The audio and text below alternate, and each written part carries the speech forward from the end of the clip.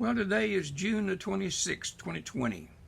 Yesterday, we looked at 1 John chapter 2, verse 15. Today, we want to look at 1 John chapter 2, verse 16, the next verse.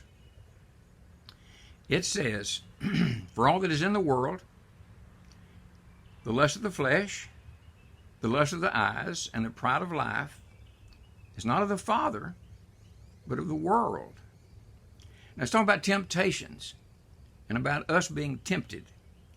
In 1 Corinthians 10:13, it tells us that our temptations are all in common. That is, we don't have any unique temptations. Our temptations are all the same, all over. And they all come in one of these three different ways. Either lust of the flesh, lust of the eyes, or the pride of life. Satan uses these to tempt us. Now in James 1:13 it says that God does not tempt us to do evil. God tests us. And you say, well, doesn't God know that what we're going to do? Well, of course he does. But the testing is not for God, it's for us. We don't know what we'll do, but we do after the test comes, and the test makes us stronger. So God sends tests to make us better and stronger. Satan tempts us to destroy us, to tear us down, to ruin us. Now, all of our temptations comes in one of these three ways. If you think back to the Garden of Eden, Satan tempted Eve. And she saw, first of all, she said that she saw that the fruit was good for food. That is, the lust of the flesh. Then she said it was pleasant to look at, the lust of the eyes.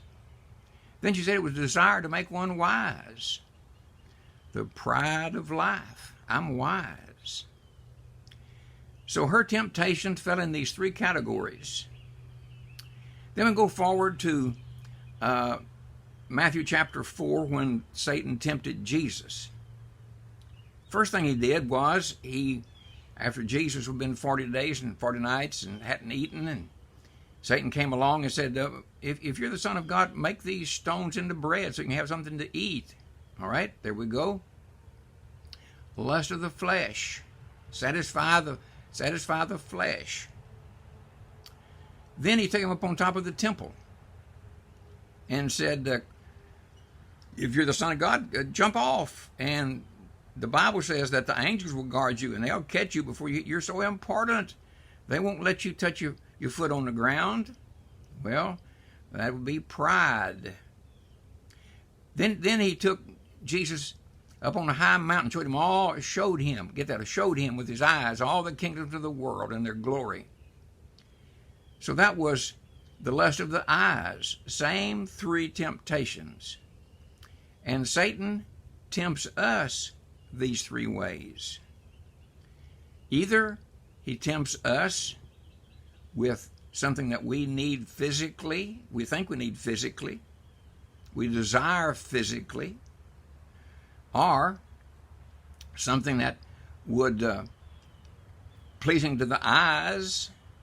Boy, did you notice on advertisements and television and everywhere we get things in our eyes to see that we need one of those. We're tempted with our eyes. Then we want to be wise and we want to be proud. So Satan tempts us and is tempting us every day for these three reasons. And again, he does it not to build you up, but to tear you down, to get you to sin, get you to disobey God. He wants to destroy you so that your life as a Christian will be worthless and you won't lead anyone else to the Lord. Now, Satan is very cunning and he's very crafty, and often we don't even recognize that we're being tempted until it's too late. We think it's all us, and of course we do have enough to worry about ourselves, but Satan adds to it and says, come on, do this. So we need to be careful. We need to watch for Satan every day in these three areas that he tempts us in. the lust of the flesh, the lust of the eyes, and the pride of life. Enough for today. See you in the morning. Have a great day today.